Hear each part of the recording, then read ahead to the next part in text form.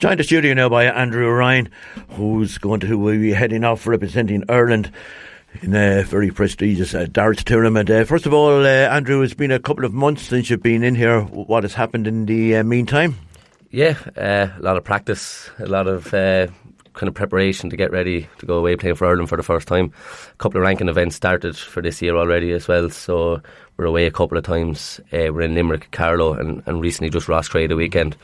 A lot more competitive than what it was, well, what I found last year, as I'm kind of defending the Irish spot now, so I see a lot more kind of more players from around the country who want to get on the spot that I have. So it's good, yeah. So I've been trying and practicing more.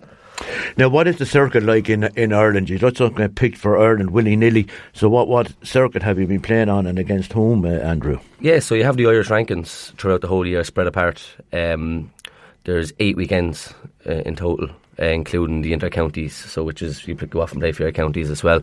You have 2 ranking events each weekend. You're accumulated then on your points on how well you do. So last 32 you get 1 point, so on, then it doubles and doubles. So if you don't win your games, you're not on the team. Simple as. You could play the best game in one game. It's just not good enough. It's not like it's not like trials. You don't get picked on your performance. You get picked on your overall rankings and how well you do over the year. So like there's been 100 plus at every event so far, men trying to get on the team. So it just goes to show the game is getting better and the game is getting bigger in the country because people want to go and play for the country. So it looks very good. But yeah, that's the way it works. That's the nitty gritty side of it. You have to go and earn the spot. So you have to be really ultra consistent, don't you? You know, you can't really have an off night on any particular occasion. No, because there's so many people there. If you slip up one weekend, like there's like the possibility of getting 16 points a weekend. If you only pick up 2 and somebody's picking up 4 over 10 weekends, you know, that's 20 more points he's going to have that like on top of you, you know. So you have to be consistent, probably around the quarter final kind of mark every kind of time. Maybe get to one final throughout the year. Anything under that, you're looking probably the top 16. You will not make that top 4 or top 5 spot. How do you approach nights like that in tournaments and competitions like that? Are you confident in yourself, or do you be nervous before you go up onto the outfit? Yeah, nerves will always kick in. I think probably you get the first game on, get that underway. The first game is always the toughest because you don't know how you're doing. Obviously, preparation and practice, you're doing it with yourself. You're kind of at home, or you might go to your local, have a few darts there. But the first game at the big events is always the hardest. Get that out of the way, and then you kind of know how you're feeling, how the throw is going.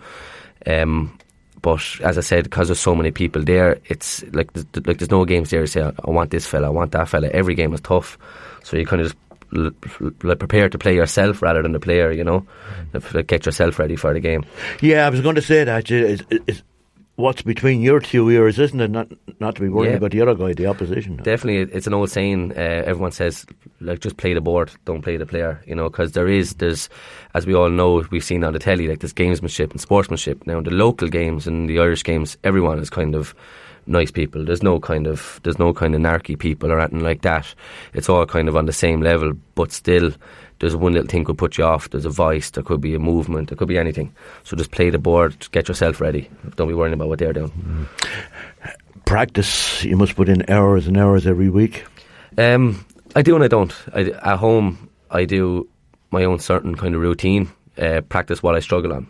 And then I put in match practice. I try and go to as many competitions as I can. That's where the hours come in.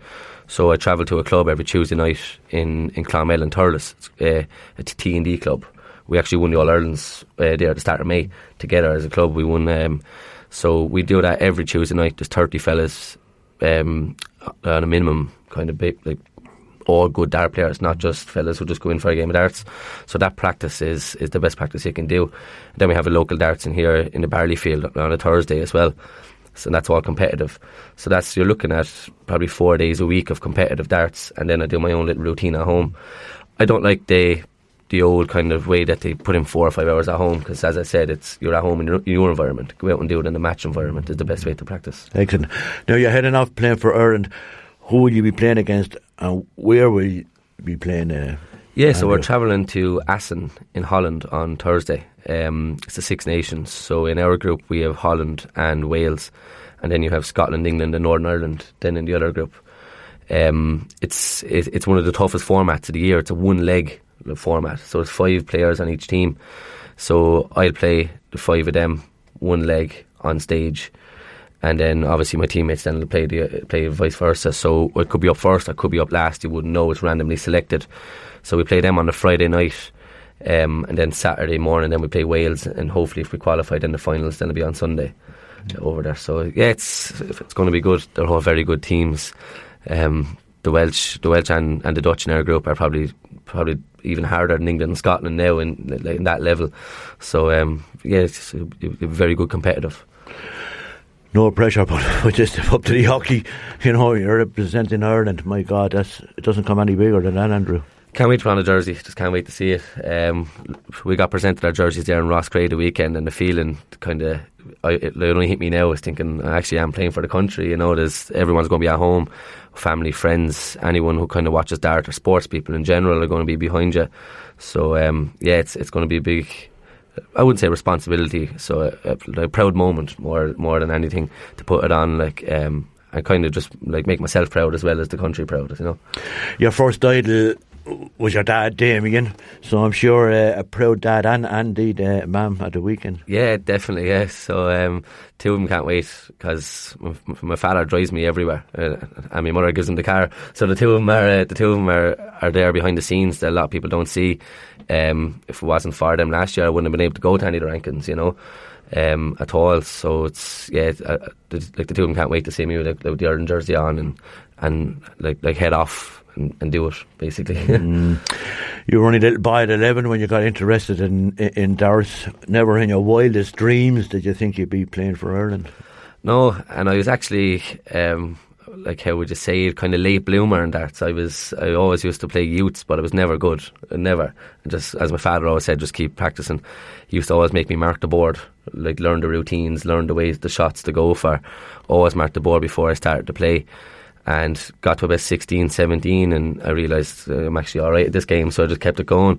And then eventually, yeah, as you said, make the Irish team, which is, I couldn't believe it, within only a couple of years of playing like senior darts, So and actually last year was my first time doing the full rankings, so to do that as well was nice. So yeah, it really is an extraordinary rise, isn't it? You've done it in double quick time, Andrew. Yeah. There's a lot of people I know in youth darts who just faded away when they got to seniors. They found it just that a little bit too hard. There's some people that dominate the youths, and then when they get to the seniors, it's another scale.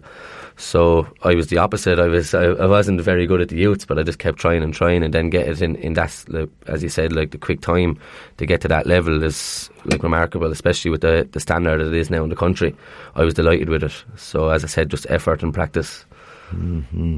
It's a lovely story, Andrew. We wish you the very best of luck. It's a fantastic story. There's always something special when a Waterford person represents Ireland in any sport, and it's absolutely brilliant. So I'm sure all the people that you practice with and the clubs that you mentioned must be extremely happy and proud also. Yeah, as I said, the Tuesday night club that we be with, they give us the amount of kind of respect they give us, and reputation they put over us over the internet. They're endlessly giving us credit.